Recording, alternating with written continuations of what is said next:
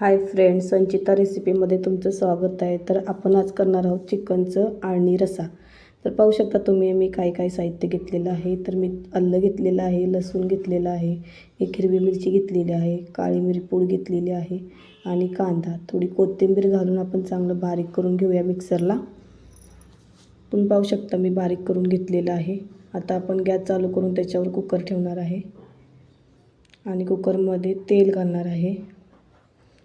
तेल गरम झाल्यावरती 2 तेजपत्ते घालायचे आहेत. त्यानंतर जे आपण वाटून घेतलेलं मसाला आहे तो घालायचा आहे आणि चांगलं परतायचं आहे त्याला. त्यानंतर आपण ह्याच्यात चवीनुसार हळद घालणार आहे. साधारण अर्धा चमचा घातलेला आहे मी. ते पण आपण चांगलं परतून घ्यायचं आहे. त्यानंतर मी 1 वाटी चिकन घेतलेलं आहे, ते आपण त्यात ॲड करून परतून घेऊया. चिकन परतून झाल्यावरती त्यात 1 ग्लास पाणी घालायचं आहे.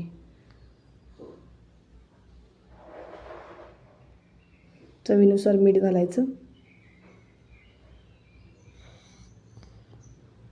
आणि झाकण लावून 2 ते 3 शिट्ट्या करायच्या.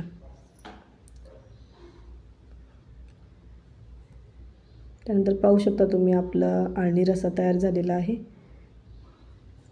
त्यात मी कोथिंबीर वरून जरा घालत आहे. हे मम्मी माय